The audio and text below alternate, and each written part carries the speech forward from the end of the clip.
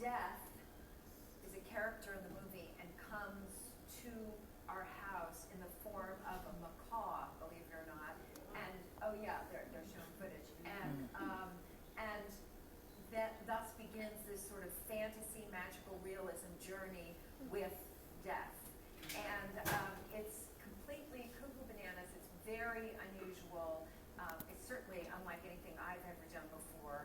But it really explores lots of themes like the parent-child bond, themes of grief and death and dying and acceptance, and in a very magical kind of way. And did you, like, this, like, you just said something so heavy, but I'm going to follow up with this weird question. Sure. Did you have to work with a real bird? No, but I worked with a real actor who played the character of Death. Wonderful actor named Arinze Kene, and he was there. He's a cast member, and he was on set with us the entire time. And he, when you hear the movie, you'll see his voice is extraordinary. That is not computer generated in any way. It's him, and he sort of embodied the physicality of the bird. And then the animators, believe it or not, they animated over him, and they used what he did to inform the animation. Oh, that's film fascinating. itself. So you Yeah. weren't acting opposite a tennis ball? No, it was him. Wow. Yeah, Wow. That's really interesting. As a mom, I mean, even watching that scene, I know. how is it hard not to internalize that too much, or how painful is it? It was, you know, I mean, your job as an actor is to, you know, bring it. But yeah, it was very difficult, and we shot on location. I was living in London for 3 months away from home. I'm a homebody, so that in and of itself is challenging. But there are particular scenes in the film that are really gutting, and doing those scenes really felt, I was pretty unhinged, and I had to call home a lot. I was calling home like all the time, just to hear voices that are my family made me feel better. You know what I mean?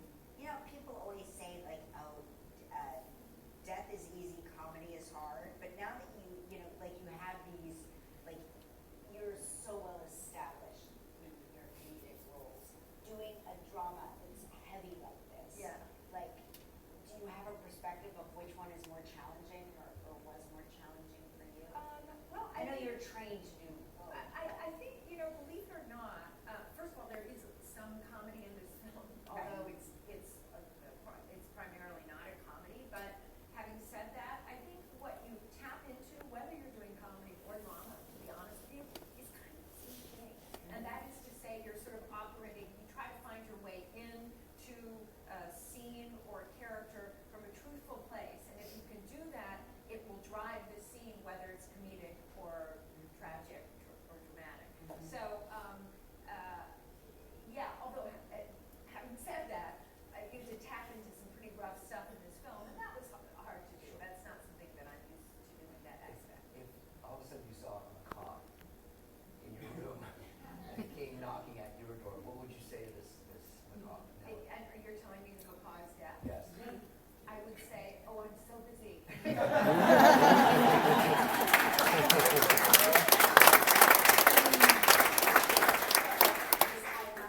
did a story. There's a nursing home that has this pet cat. This was in the papers, and the cat somehow had the sense of which residents would be leaving, would be passing, and so the cat would sit sort of on the bed of people. Yeah, and so I thought about like people that are in the nursing home, and the cat jumps up on the bed.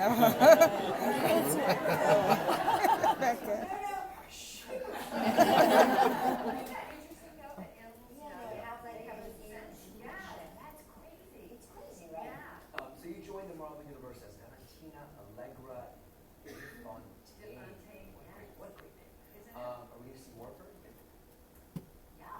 I just finished shooting the Thunderbolts. Oh, okay. Amazing.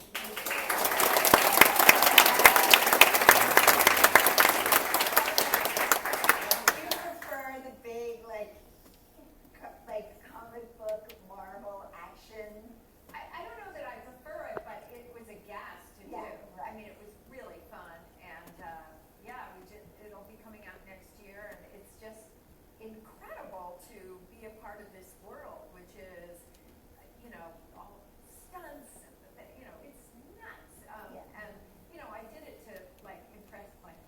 When you lived in New York, to get on Law and Order, that was like the true, you really made it as an actor. Right. This is like, Marvel Universe is like the Law and Order of movie stars.